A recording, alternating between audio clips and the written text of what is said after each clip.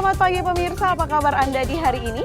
Senang sekali kami dapat kembali menjumpai Anda dalam Berita Papua pagi ini. Bersama saya Cynthia Delima, sejumlah informasi penting dan menarik telah berhasil dihimpun tim redaksi dan akan kami hadirkan untuk Anda. Berikut 3 di antaranya.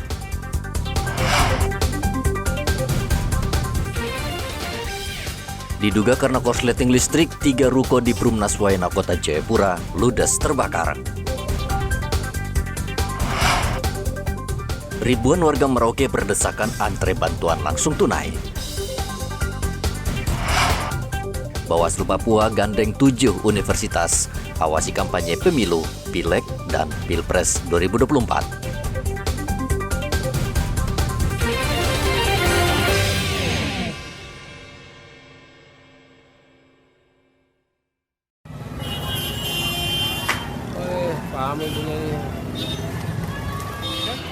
Tiga rumah toko atau ruko di Perumnas Waena, Distrik Heram, Kota Jayapura terbakar.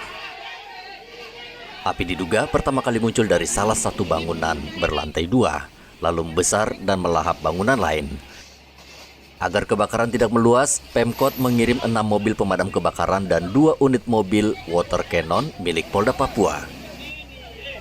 Ya, Ibu di dalam sini. Saya di dalam sini. Ya, Ibu keluar. Iya. Terus gimana? Kalau Ibu lihat api di mana? Di atas. Dari dalam situ? Iya. Di atas. Itu masih di atasnya Ibu punya tempat jualan? Atau Ya, di tempat bukan lokasi istilahnya kan ini kok Ibu sewa. Iya. Ibu sewa ini kira-kira awal api ini masih tempat Ibu sewa ini atau bukan? Bukan, api sudah di atas, di belakang dapur, di atap. Di atap. Iya, maksudnya tempat rumah sewa sebelah atau bagaimana? Dari sebelah kayaknya. Iya, karena dia dari atas langsung toh, dari apa itu? Seknya tempat jemuran. Nah, di situ langsung jatuh kayu. 2 jam petugas pemadam berjibaku memadamkan api. Seluruh bangunan dan harta benda di dalamnya tidak bisa diselamatkan. Saat ini, pihak kepolisian masih menyelidiki penyebab kebakaran, namun diduga sementara akibat korsleting listrik. Tidak ada korban jiwa dalam kebakaran ini. Arthur melaporkan dari Kota Jayapura, Papua.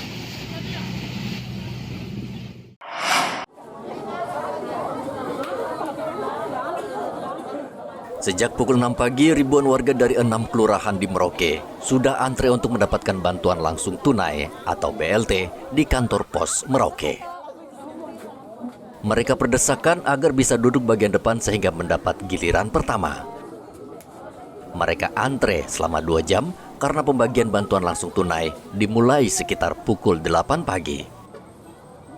Warga Merauke sangat berharap dana bantuan langsung tunai karena bisa membantu meringankan kebutuhan hidup mereka sehari-hari walaupun mereka harus antre berjam-jam. Ferry tinggal di mana Bapak Ferry? Di Buti. Bapak Ferry ini ke sini mau ambil BLT ya? Iya. Dari rumah tadi jam berapa? Jam 6. 6. Iya. Sampai sekarang belum dapat ya?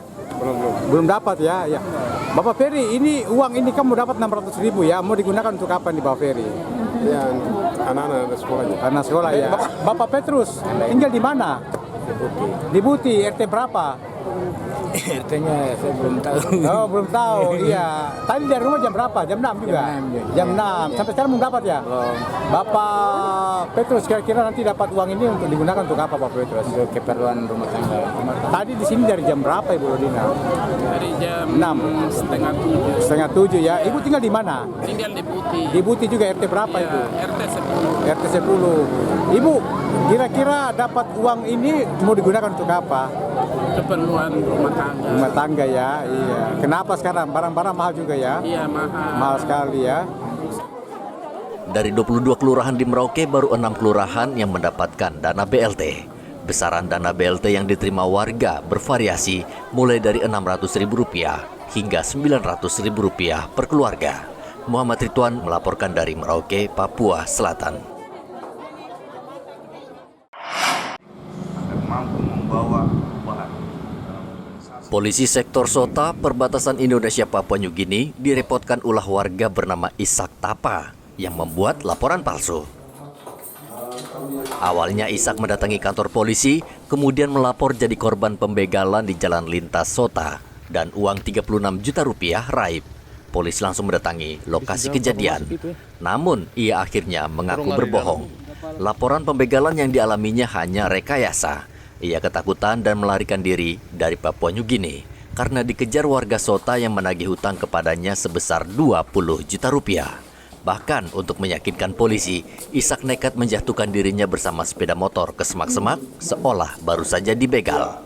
Namun dalam perjalanan yang bersangkutan menyampaikan bahwa sebenarnya laporannya itu tidak benar. Itu hanya rekayasa yang dilakukan oleh yang bersangkutan inisial MIT. Ya. Kenapa seperti itu? Yang bersangkutan mempunyai utang sekitar 20 juta di masyarakat Sota yang ada di Sota. Sehingga untuk memudahkan dia supaya tidak ditagih secepat itu oleh masyarakat yang mempunyai piutang terhadap dia, maka dia buat rekayasa itu supaya masyarakat yang punya piutang kepada dia ini meluluhkan hatinya. Menurut yang bersangkutan, kejadian terjadi pemelakan atau perampokan itu pada pukul 17.00 waktu Indonesia Timur di kilometer 43,9. Setelah itu kurang lebih jam 19.50 yang bersangkutan datang di Polsek Mako Piket kita melaporkan kejadian. Begitu dilaporkan, saya langsung sigap bersama dengan anggota datangi TKP membawa yang bersangkutan untuk saya reka di tempat itu. Sampai di sana 3 pertanyaan saya sudah membuat saya merasa janggal. Tapi dalam perjalanan saya berpikir harus saya berkoordinasi dengan Kasat Reskrim. Setelah saya memberikan koordinasi dengan Kasat Reskrim, saya interogasi dia dalam perjalanan menuju ke Polres dan atas pengakuan yang bersangkutan apa yang disampaikan seperti itu. Dasar kau untuk melakukan skema seperti itu? Rasanya spontan aja Pak, pada saat dalam tekanan mau membayar utang, tidak belum mampu, akhirnya pada saat jatuh timbul ide saya pas ditanya sama supir Avanza, kenapa saya langsung spontan aja Pak, gitu. Tujuannya untuk apa? Tidak ada tujuannya, memang cuma untuk menghindari bayar utang itu ya.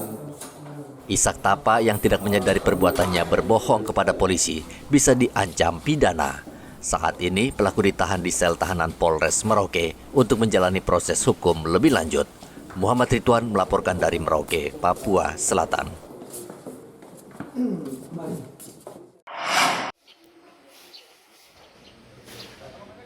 Pemerintah Kabupaten Puncak memberikan santunan kepada keluarga 3 pekerja bangunan puskesmas di Beoga yang tewas dibantai kelompok kriminal bersenjata pada 24 November lalu. Ketiga jenazah pekerja puskesmas saat ini masih berada di RSUD Timika setelah dievakuasi dari distrik Beoga. Keluarga dari ketiga korban masing-masing mendapatkan santunan dari pemerintah Kabupaten Puncak sebesar 50 juta rupiah. Bantuan diterima Kerukunan Jawa Bersatu Timika. Mengucapkan terima kasih atas Pemda Puncak yang telah memberi santunan terhadap ketiga korban. Mudah-mudahan santunan ini bisa meringankan beban keluarga, karena yang meninggal ini adalah tulang punggung keluarga. Itu harapannya. Sekali lagi terima kasih atas respon dari Bapak Bupati Puncak yang telah memberi santunan untuk ketiga korban. Rencananya ketiga jenazah akan diterbangkan ke kampung halamannya masing-masing, diantaranya di Tegal, Grobogan, Jawa Tengah, serta 1 korban lagi ke Ciamis, Jawa Barat. 24 November lalu kelompok kriminal bersenjata membantai 3 dari 5 pekerja proyek pembangunan puskesmas di Kampung Jimbul, distrik Beoga.